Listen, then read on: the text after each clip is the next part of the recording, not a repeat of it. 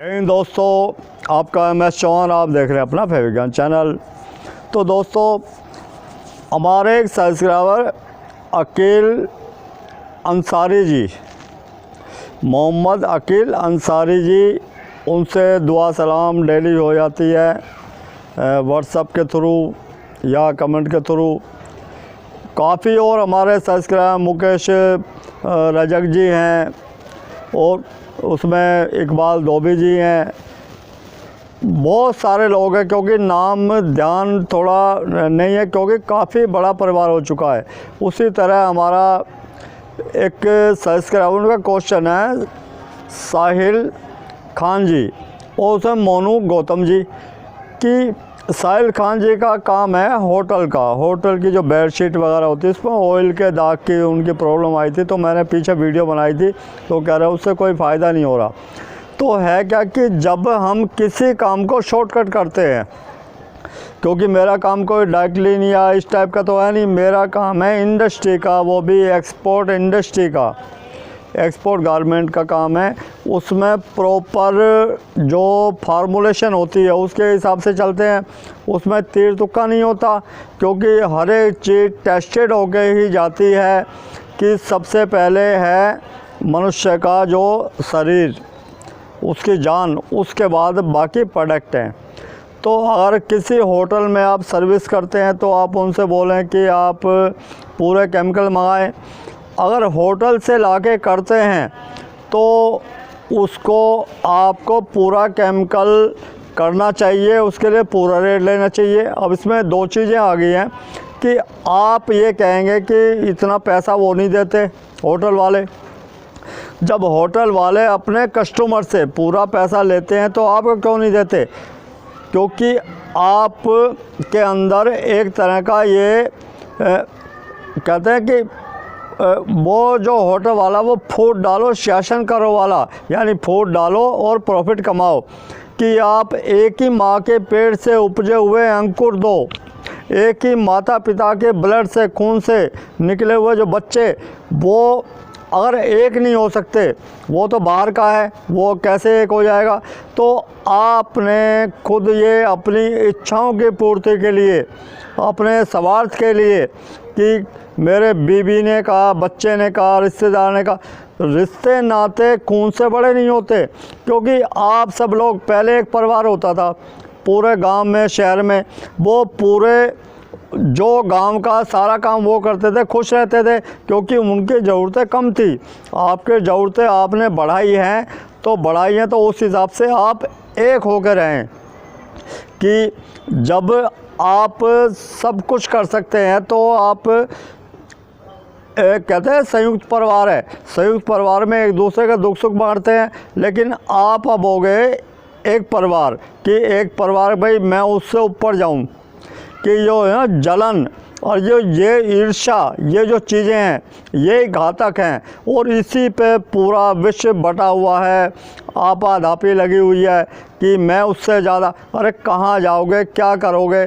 क्योंकि एक दूसरे के दुख सुख को बांटने वाला तो है ही नहीं कोई, कि भाई भाई से नहीं मिल रहा, कोई चीज़ पता है तो उसे बता नहीं रहे, और दूसरे से आशा करते हो कि वो बताए, कि वो कैसे बताएगा? जब खून खून का नहीं हुआ तो दूसरे से क्या आशा रखोगे आप? तो आप ज़्यादा कहते हैं, काफ़ी है कि हमारे मुकेश रजक जी थे तो उनकी भी ये प्रॉब्लम थी, क्योंकि बीवी बच्चों को पेट भरना वो आपका कर्तव्य है, आपको करना भी चाहिए। लेकिन एक संगठन होना चाहिए कि भाई जब होटल वाला या कोई भी आदमी अपने हिसाब से पैसे ले रहा है तो आप उसके हिसाब से पैसे क्यों ले रहे हो? अपने हिसाब से रेट लें उसका। कि जब भी कोई इस टाइप की दिक्कत होती है, कपड़े में तेल की प्रॉब्लम होती है या कोई भी एनीथिंग, कोई भी प्रॉब्लम हो, उसके लिए प्रॉपर केमिकल लेके आएंगे, अपने घर से तो लेके नहीं आएंगे। आप उसको पूरा रेट बताइए, उसमें आप पेट्रोल यूज़ कीजिए, एमटो यूज़ करें, सॉल्वेंट यूज़ करें, एक्सिन यूज़ करें, पर्क यूज़ करें, कुछ भी यूज़ करें, लेकिन आप उनसे पूरा पैसा तो लेंगे। कंपटीशन में आके वो तो फ़ायदा उठा रहा है, आप उसमें पिसे जा रहे हो, क्योंकि आपको अपने घर चलाना है। तो संगठित होना पड़ेगा आपको, क्योंकि ये जो चीज़ें हैं,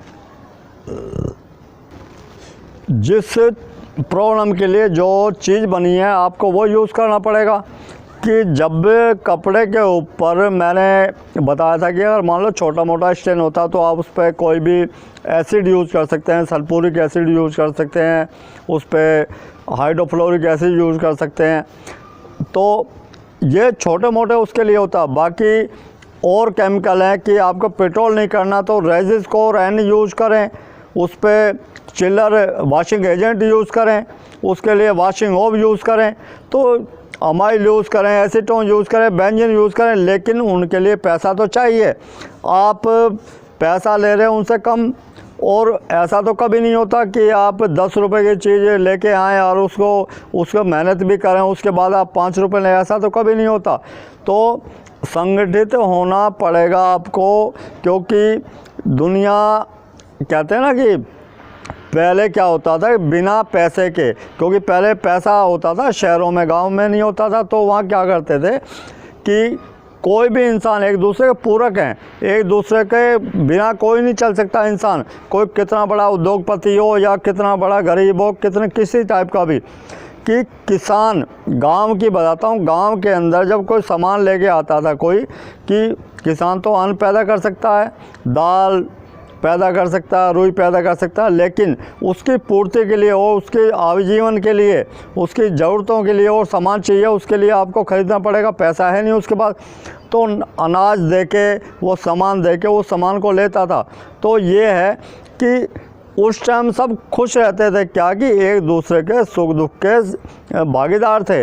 लेकिन अब हापाधापी इतनी ज़्यादा हो गई, हर एक आदमी सोचता है कि मैं इससे आगे बढ़ूं, इससे आगे बढ़ के कहाँ जाओगे, क्योंकि आपको जब आप घर के अंदर ही एक नहीं रहोगे तो बाहर के लोग तो उसका फ़ायदा उठाएंगे।